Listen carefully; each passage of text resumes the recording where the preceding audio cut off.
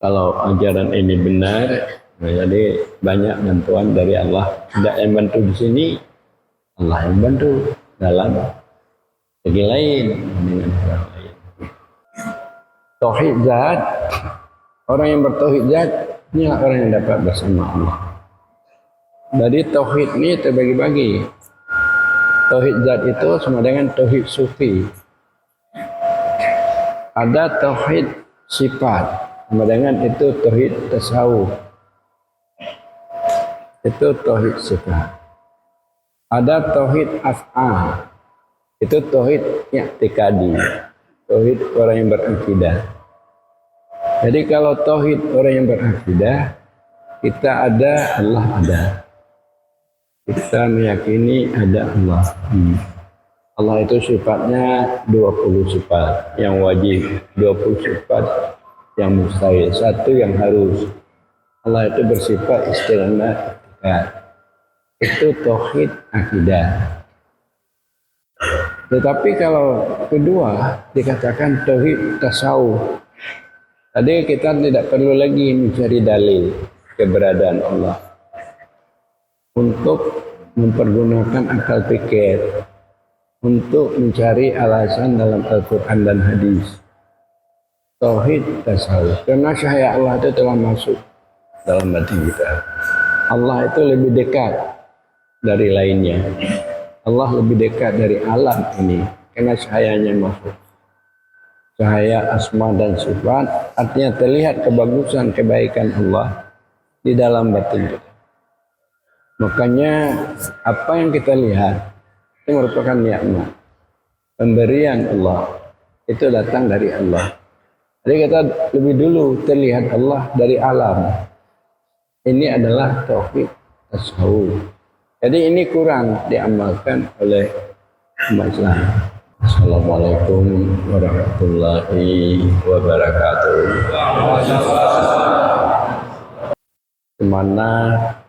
Bagaimana kita maklumi bahwa saya telah 22 tahun lebih berulang-ulang ke Banda Aceh pada setiap bulan.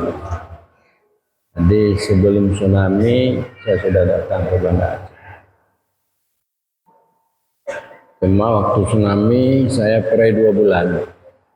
Dalam konflik saya juga datang ke Aceh untuk menyampaikan ajaran tasawuf dan kesufian. Jadi pada awal penyampaian yang saya sampaikan tidak bisa masuk kota. Cuma saya menyampaikan yaitu di kampung-kampung, di Matai, dan juga di Miri. Jadi kadang-kadang penyampaian untuk tasawuf ini sekali-kali ada juga masuk kota, tapi berpindah-pindah. Karena pada masa itu banyak yang menentang ajaran ini. Cuma beberapa tahun setelah itu baru tasawuf ini bisa masuk ke Banda Aceh. Diadakan di Ule Karim, di Masjid Tua, dan juga di Masjid di Kedah, dan di tempat-tempat yang sifatnya kota. Para jamaah sekalian, sekalipun banyak tantangan, tapi saya juga bersungguh-sungguh dalam penyampaian ilmu ini. Saya melalang buana untuk menyampaikan ajaran ini sampai ke Malaysia, sampai ke Sulawesi, Manado, Gorontalo, dan juga ke Jawa, di mana yaitu diadakan mudzakarah seminar tingkat ASEAN, yaitu di Melabuh, kemudian juga di Blampidi yang dipimpin oleh Bapak Jupri, Ketua Latif Seribe. Juga diadakan di Cibinong, di Bogor, diadakan di Batam, di Gorontalo, dan juga diadakan di Kuala Lumpur, di Malaysia. Dan juga kita mengadakan acara sifatnya internasional di mana.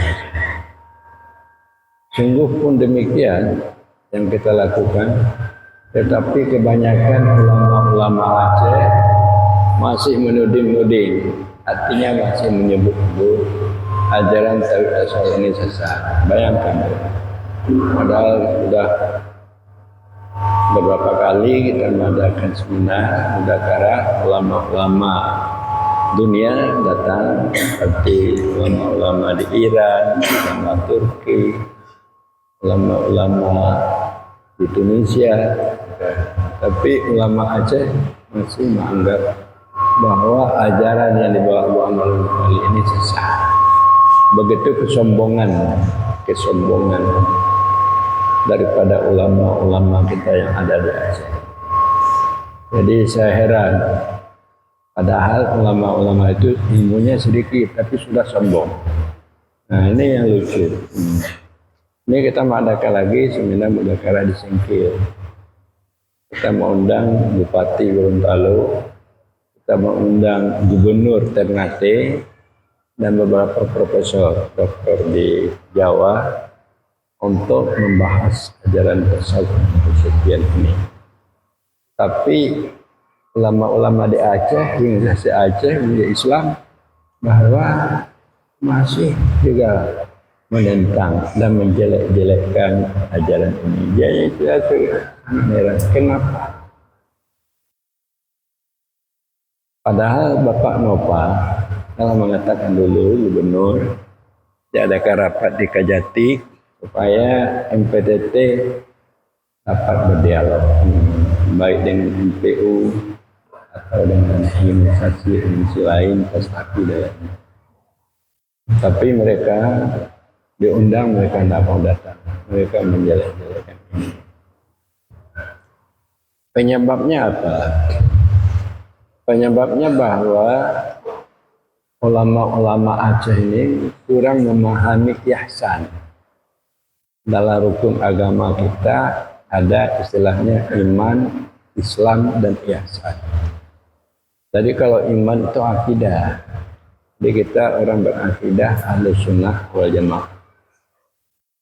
Kalau Islam itu artinya kita patuh, melakukan perintah dan menjauhi larangan, baik dalam segi ibadah dan muamalah. Jadi untuk berakidah Ahlus Sunnah dan untuk mengetahui hukum syarah, itu ulama-ulama kita Aceh disibukkan dengan itu. Disibukkan dengan membaca kitab fikih sampai mahali, sampai tofah. Begitu juga mengenai dengan iman, akidah, dia belajar sampai kepada dusuki, mubarakah. Tapi mengenai tasawuf, ihsan, tasawuf kesufian, jadi mereka kurang untuk mendalami mengenai ihsan tasawuf kesufian. Tasawuf kesufian ini adalah terdiri dari pengamalan syariat, tarekat, hakikat, makrifat. Jadi untuk memahami syariat, tarekat, hakikat, makrifat ini ulama-ulama kita kurang untuk memahami dan mendalami. Jadi syariat itu maksudnya kita melakukan apa yang diperintahkan oleh Allah, ilmu dan amal. Tarekat itu apa?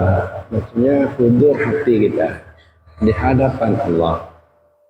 Maka kita masuk tarekat untuk supaya kita berkemauan hudur hati kita di hadapan. Jangan hanya hudur di hadapan duit, hudur di hadapan istri, hudur di hadapan kedudukan dan harta, hudur di hadapan Allah. Kemudian hakikat itu apa? Cahaya Allah itu masuk ke dalam batin kita. Cahaya sifat, baik sifat jalal dan jamalnya, dengan pengertian hakikat ketuhanan yang datang melimpah ke dalam hati kita, penyebab kita cinta dan rindu kepada Allah. Jadi terlihat kebagusan daripada sifat jamalnya dan kehebatan daripada sifat jalalnya, sehingga kita lupa yang lain. hanya kita teringat kepada Allah, yang lainnya kita lupa. Itu dikatakan hakikat. Makrifat itu apa? Makrifat itu tidak terlihat ada selain Allah, termasuk diri kita. Jadi makanya kita dapat panah dari lainnya, bakal dari Allah, untuk dapat kita hidup bersama Allah. Jadi ini makrifat. Jadi mengenai dengan makrifat ini ulama-ulama Aceh belum sependapat. Jadi mereka mengatakan kalau Tengku Amran masih mengatakan hakikat makrifat, Aceh tidak akan aman. Padahal untuk amannya Aceh ini kita paham hakikat dan makrifat. Artinya kita dekat dengan Allah, terlihat keberadaan Allah, tidak terlihat lainnya. Kita meyakini apa yang terjadi ini bekas perbuatan Allah. Apa yang terjadi ini dari kemauan Allah. Apa yang terjadi ini datang dari Allah. Jadi kita tidak dapat menyalahkan si A, si B, cuma kita menerima apa yang dilakukan oleh Allah pada kita. Bagi kita hanya yaitu melakukan perintah, menjauhkan larangan, berakhlak yang bagus, beriman kamil untuk dapat bermakrifat. Jadi inilah yang dimaksud dengan isi makalah ini, tauhid zat. Tauhid zat, orang yang bertauhid zat ini orang yang dapat bersama Allah. Jadi tauhid ini terbagi-bagi. Tauhid zat itu sama dengan tauhid sufi. Ada tauhid sifat, sama dengan itu tauhid tasawuf. Itu tauhid sifat. Ada tauhid af'al. Itu tauhid i'tiqadi. Tauhid orang yang berakidah. Jadi kalau tauhid orang yang berakidah, kita ada, Allah ada. Kita meyakini ada Allah. Allah itu sifatnya 20 sifat yang wajib, 20 sifat yang mustahil, satu yang harus. Allah itu bersifat istighna. Itu tauhid akidah. Tetapi kalau kedua dikatakan tauhid tasawuf. Tadi kita tidak perlu lagi mencari dalil keberadaan Allah untuk mempergunakan akal pikir, untuk mencari alasan dalam Al-Quran dan hadis. Tauhid tasawuf, karena cahaya Allah itu telah masuk dalam hati kita. Allah itu lebih dekat dari lainnya. Allah lebih dekat dari alam ini karena cahayanya masuk. Cahaya asma dan sifat artinya terlihat kebagusan, kebaikan Allah di dalam batin kita. Makanya apa yang kita lihat itu merupakan nikmat, pemberian Allah, itu datang dari Allah. Jadi kita lebih dulu terlihat Allah dari alam. Ini adalah tauhid tasawuf. Jadi ini kurang diamalkan oleh umat Islam. Jadi Pak Arifin dia Allah dulu dilihatnya, baru lihat jabatan. Lihat jabatan. Deh. Kata sayang Allah, baru ingat ke jabatan. Kumpulan apa yang datang pada dia itu dari Allah. Tidak boleh kita bangsakan kepada kepandaian dan juga ilmu pengetahuan kita. Ini datang dari Allah. Allah dulu terlihat, baru alam. Itu tauhid tasawuf. Adapun tauhid zat, tauhid sufi itu naik lagi, bahwa telah hilang dalam pandangannya akan wujud dirinya, wujud Allah yang menyaksikan Allah. Syahidallahu annahu la ilaha illa, menyaksikan oleh Allah bahwasanya tidak Tuhan melainkan Allah. Dia melihat dunia ini adalah sebagai debu, tidak mempunyai wujud. Begitu orang yang telah bertauhid zat. Jadi orang yang bertauhid zat inilah orang yang dapat bermakrifat, orang yang hidupnya bersama Allah. Dia tidak tersangkut dengan asbab. tidak tersangkut dengan alam. Dia merdeka dari alam. Dia hidup bersama Allah. Maka orang-orang yang hidup bersama Allah, inilah Allah memberikan bantuan dan mudah untuk menyampaikan cita-cita dan maksud kita. Nah, jadi nantinya Pak Arifin, saya mau jadi lagi untuk mendapat DPR ya Bu. Gimana caranya? Oh, caranya jangan cari DPR itu dengan diri. Cari DPR itu dengan Allah. Kalau cari DPR dengan diri itu sibuk sekali kita. Payah dah Pak. Tapi kalau kita cari DPR dengan Allah, maka itu dimudahkan oleh Allah. Maknanya apa? Bahwa kita harus dapat menghilangkan wujud kita dulu. Untuk kita bersama Allah. Karena kalau kita masih bersama wujud kita bercerai dengan Allah. Kalau kita bersama dengan lain Allah, kita bercerai dengan Allah. Kita tidak lagi bersama dengan lain Allah dan dengan wujud diri kita, baru kita bersama Allah. Nah, jadi itulah tasawuf, itulah kesufian. Jadi kalau tasawuf menghilangkan penyakit-penyakit nafsu yang jelek yang melengket dalam hati kita. Nah, kita untuk bagus muasyarah gaul. Jadi kita bagus gaul dengan Allah dan dengan makhluk Allah, itu tasawuf. Bagus gaul dengan Allah, kita beribadah baik. Bagus gaul dengan makhluk Allah, kita tahan disakiti, tahan tidak menyakiti, selalu memberikan yang baik-baik terhadap orang lain. Nah, kita pemurah, kita sabar, kita tahu apa yang baik, apa yang tidak baik. Jadi itu tasawuf. Jadi tidak ada kesombongan, tidak ada kedengkian, tidak ada bersangka, tidak ada mementingkan diri sendiri. Dia bersifat isah, mengutamakan kepentingan orang lain daripada kepentingan dirinya. Dia itu tasawuf, dia sabar, dia tawadhu, dia dapat melihat hak-hak orang, kelebihan orang, melupakan kelebihannya dan hak-haknya. Ada hak orang padanya, tidak ada haknya pada orang. Hak orang ada padanya, hak dia tidak ada pada orang. Itu tasawuf. Artinya bersifat futuwah, istilah futuwah. Adapun sufi itu beda. Kalau sufi dia tidak berpisah-pisah dengan Allah, bersih daripada berpisah. Dia selalu berkumpul dengan Allah. Itu sufi. Maknanya ingatannya senantiasa tidak lupa-lupa kepada Allah.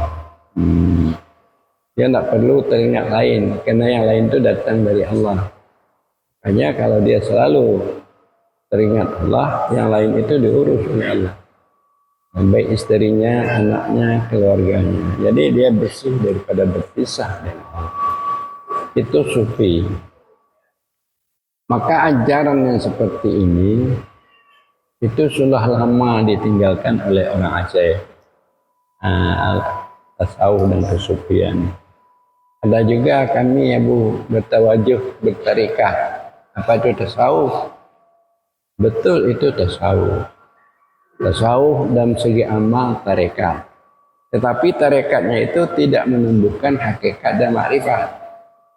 Jadi kalau tarekatnya itu bisa menumbuhkan yaitu hakikat dan makrifat, dengan pengertian dia berzikir, hudur Allah, dalam hatinya hilang lainnya karena masuk cahayanya Allah, itu hakikat. Jadi kalau Anda berzikir sama tawajuh atau berzikir, karena zikir itu supaya hudur hati, mendapatkan mazkur di dalam hati. Setelah itu hilang lainnya di dalam hati kita, hanya Allah yang ada. Itu hakikat. Jadi hakikat kita hilang, makanya kita bermakrifat. Jadi para jamaah sekalian, hanya eh, kalau kita tidak berhakikat, makanya tidak ada nyawanya syariat. Nyawa syariat itu hakikat. Nah, umpamanya kita membuat di Aceh dinas syariat Islam. Jadi dengan adanya dinas syariat Islam ini bukan baik orang untuk memegang agamanya, dah mungkin jelek karena tidak ada dinas hakikat Islam. Dinas hakikat cuma dinas syariatnya saja. Syariatnya untuk memperbagus zahir, hakikat ini untuk memperbagus batin. Jadi kalau batin itu bagus, jadi zahir itu mudah bagus. Tapi kalau zahir itu bagus, batin tidak bagus, makanya zahir itu akan tidak bagus. Para jamaah sekalian, hanya saya ini sebenarnya sudah umur, sudah lanjut 76 tahun lebih. Tapi saya juga tidak bosan-bosan menyampaikan ini.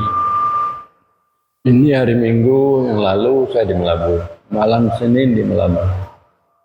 Tadi saya di Aceh Jaya di Salam, di Masjid Agung. Jadi ini sudah datang di sini. Jadi besok pulang. Tidak lama setelah itu ke Cingkil. Tidak lama setelah itu ke Ternate. Jadi saya bertanya kepada Anda semua, adakah ulama-ulama sesibuk saya? Rasa tidak ada. Adakah ulama-ulama bisa membuat seminar mudzakarah tingkat internasional? Rasa tidak ada. Umpamanya MPU dapat dia membuat seminar mudzakarah, jangan internasional, ASEAN ya ada. MPU atau ulama-ulama tasawuf itu ada apa tidak? Ini. Jadi kita membuat posko-posko di mana-mana, tempat tempur-tempur sampai ke Malaysia. Tetapi bisa membuat posko sampai ke Malaysia, membuat gerbang gapura, di mana-mana sampai ke Manado, sampai juga Sebelum Salam, dan di Melabu. Jadi di Melabu kota sufi ini membuat yang seperti itu, menciptakan seperti itu. Organisasi mana? Tidak lain adalah organisasi MPT. MPT. Jadi apakah Anda, artinya kalau dijelek-jelekkan, kalau artinya ditentang, merasa hibati, tidak kan? Ini Tengku Musafir merasa hibati dia. Cegli pun hadang mereka tuh, katakan di lapangan, katakan di lapangan. Jadi baru-baru ini di Sumatera Utara akan diadakan seminar mudzakarah tingkat ASEAN. Itu sudah siap perbelanjaannya dan tamu-tamu dari Malaysia datang.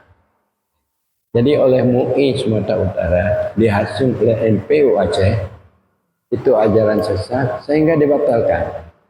Jadi oleh MUI Sumatera Utara yaitu dimasukkan fitnah kepada Polda sehingga Polda sendiri menghambat, jadi mencabut spanduk-spanduk. Jadi bayangkan. Jadi kerjasama juga dengan sebagian MUI pusat. Nah, tapi alhamdulillah sekarang kita sudah perkarakan itu, sudah diadakan yaitu debat dalam sesat tidak sesat. Jadi alhamdulillah kita akan menang. Kita akan ada saja yang membantu kita. Datang Profesor Rubaidi dari Surabaya Sunan Abu, biarlah saya saja yang menentang MUI, yang menentang Profesor Asmi. Jadi dia sebagai saksi ahli. Jadi ada aja yang membantu. Jadi oleh karena itu, kalau ajaran ini benar, jadi banyak bantuan dari Allah. Tidak yang bantu di sini, Allah yang bantu dalam segi lain dengan orang lain. Para jamaah sekalian, apa bedanya ajaran pengamalan tasawuf, ajaran tasawuf dengan amalan yang diamalkan oleh yang bukan orang tasawuf? Amalan yang dilakukan oleh orang yang bertauhid tasawuf ada 4 tingkatan. Pertama ilmu, apa? Ilmu. Ilmu yang dimaksud ini mengenai akidah, keimanan, dan juga mengenai hukum syara. Kita tahu yang wajib, yang haram, kita tahu yang makruh, yang sunnah, kita tahu yang mubah, kita tahu. Jadi mengamalkan hukum syara, baik dalam segi ibadah dan muamalah. Kita tahu namanya syarat hukum dalam kita beribadah, salat. Yang tidak boleh kita lakukan dalam salat apa, pulang-puling kita tahu. Yang membatalkan salat kita tahu. Jadi beriman kepada Allah akidah, kemudian kita tahu hukum syara, perintah dan larangan. Kemudian kita tahu nafsu dan sifat-sifat nafsu. Apa sifat-sifat nafsu yang jelek? Kita tahu. Umpamanya cinta dunia, lalu melakukan larangan Allah, maksiat, kedengkian, kesombongan, kita tahu. Kita tahu tawadhu yang bagus, sifat nafsu, sabar, kita tahu isar. Maksudnya kita tahu nafsu dan sifat-sifat nafsu, supaya kita bisa berakhlak yang bagus. Itu ilmu namanya. Ini dasar yang pertama, ilmu. Dan yang kedua, mengamalkan ilmu. Jangan kita tahu aja tapi kita tidak amalkan. Kita tahu sembahyang wajib 5 waktu, tapi kita malas melakukannya. Kita amalkan ilmu. Kita tahu bahwa sabar itu bagus, tawadhu bagus, tapi kita tidak sabar. Nah, kita sombong, tidak tawadhu. Kita pemarah-pemarah, tidak sabar.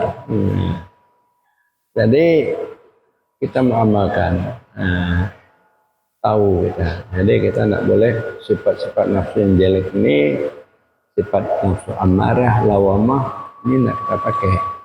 Kita harus dapat bersifat nafsu mutmainnah, radiyah. Itu kita lakukan amal daripada ilmu.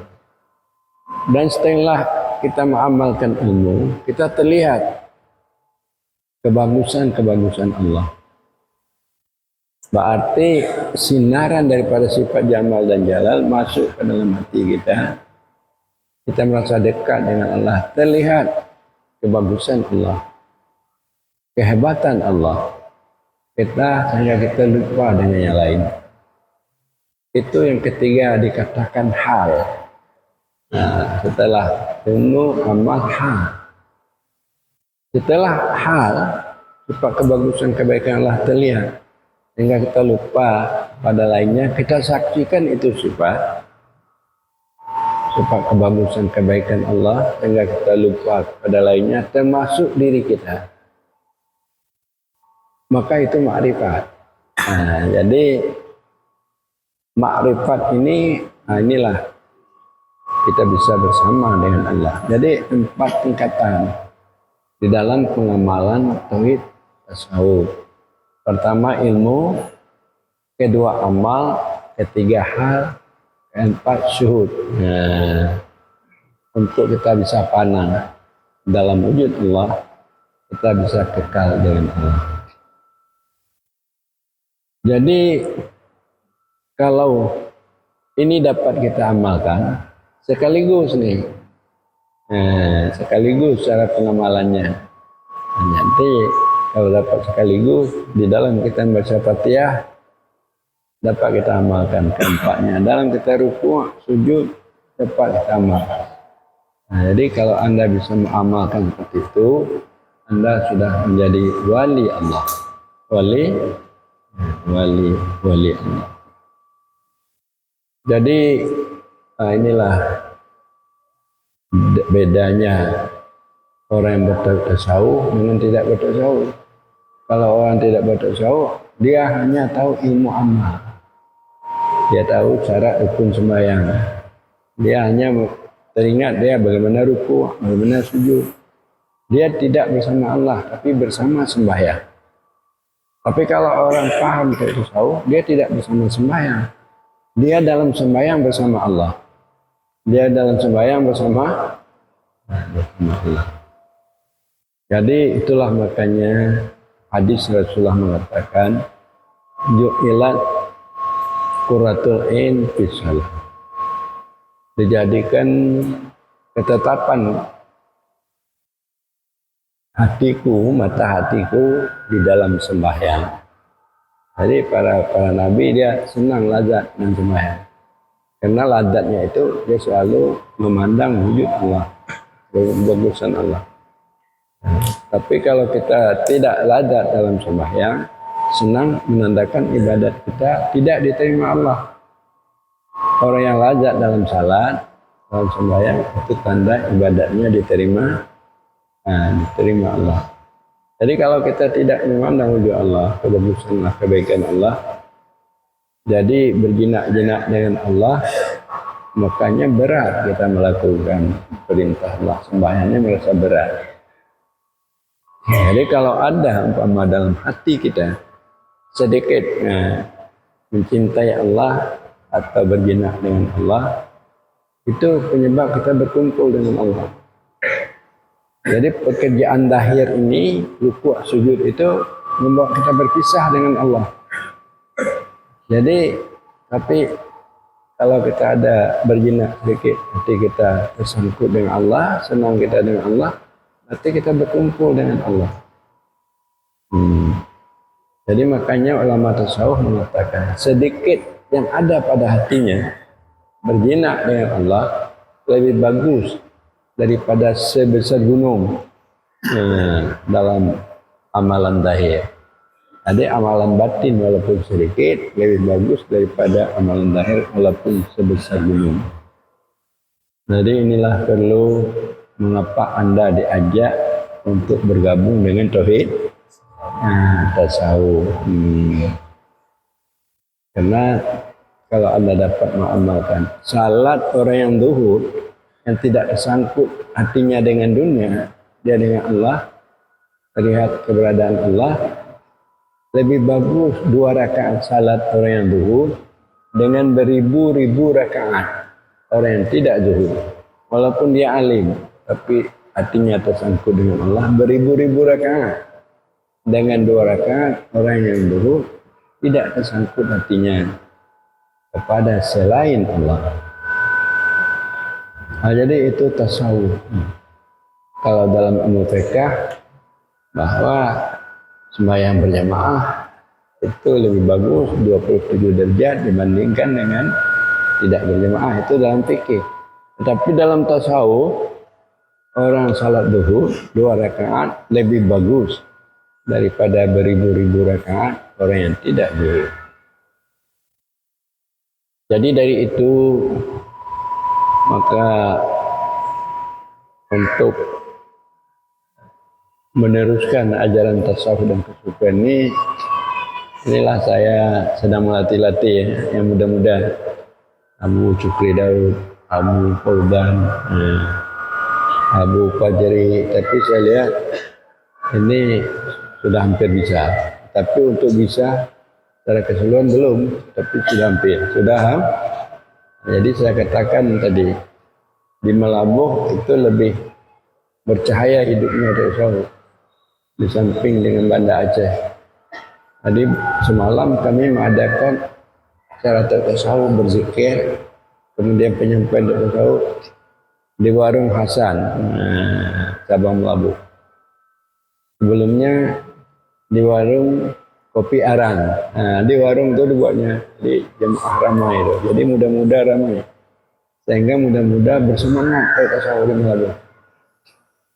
Jadi saya katakan pada Abu Cukri Daud, tak usah lagi di masjid-masjid itu. Apa masjid-masjid nak ada bersemangat orang tua-tua dan semua cara dia ini mau mati aja. Tapi untuk berjuang tak ada. Untuk berjuang Tidak ada. Kita tuntut dengan Allah, jangan dengan diri kita. Pening kita. Maknanya tuntut dengan Allah, hilangkan diri lu. Bagaimana firman Allah dalam Al-Quran, waqtasimu bihablillah, kamu berpegang dengan tali Allah, itu syariat. Waqtasimu billah, setelah kita berpegang dengan syariat, dengan tata cara adab, peraturan, kita berpegang dengan Allah, jangan lagi dengan peraturan. Berpegang dengan Allah taraki daripada wujud waham, bersih daripada ragu-ragu. Artinya tidak kita melihat lagi wujud selain Allah, wujud diri kita. Wujud diri kita tidak boleh ragu-ragu. Dengan pengertian kita bertawakal. Kita bertawakal, insya Allah dimudahkan oleh Allah.